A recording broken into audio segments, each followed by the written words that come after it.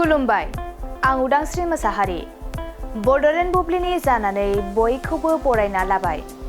दिनै 21 जुलाइ 2024 नोंथांमोननो बड'लेण्ड बुब्लिया दिनैनि साना मा मानि थाखाय मिथिजायो एबा दिनैनि सानाव मा मा हाबाफारि फालिनाय जायो नोंथांमोननो फारि फारि बड'लेण्ड बुब्लिया फोरमायगोन। दिनैनि सानखौ नेशनेल जांक फुड डे महरै फालिनाय जायो।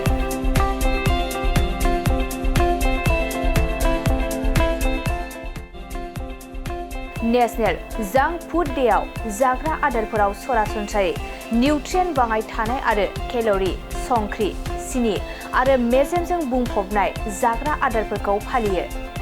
बे साननि थांखिया जाबाय बे जाग्रा आदारफोरनिफ्राय सुबुंफोरनि फारसे सांग्रांथि लाबोनाय आरो बेफोर जाग्रा आदारनिफ्राय जाहाथे सुबुंफोरा गाव गावनि देहाखौ रैखा खालामनो हायो।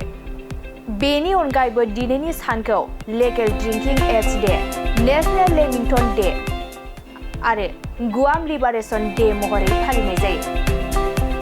नोंथांमोननो बड'लेण्ड बुब्लिया दिनैनि सानाव मा मा हाबाफारिजों मिथिजायो आरो मा मा हाबाफारिखौ फालिनाय जायो फोरमायबाय।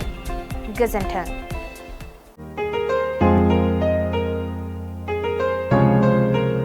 मोनसे फोसावथाय नोंथांमोननि थाखाय मोनसे गोजोनथाव खौरां लानानै फैदों।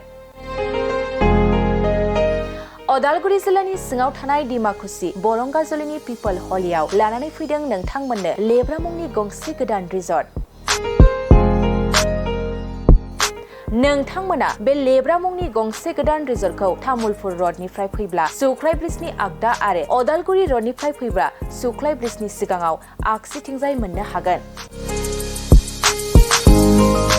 लेब्रा मुंनि गंसे गोदान रिजर्टआ नोंथांमोननो गोसोबायदि सुबिदा खालामनानै होनाय जादों। नोंथांमोना बे लेब्रा रिजर्टआव बर'नि गासै जाग्रा जामुंखौनो मोननो हानायजों लोगोसे बेवहाय नोंथांनि सुबिदा बायदि अर्डार खालामनानै जानो हागोन। जुदि नोंथांमोना तामुलपुरनिफ्राय अदालगुरिसिम थांनाय समाव ओंखामजों लोगोसे बायदिसिना जालांनो गोसो दंब्ला नैबे 8638879656 जानबुं नम्बराव कल खालामनानै सिगांग्रो अर्डार खालामहरनो हागोन।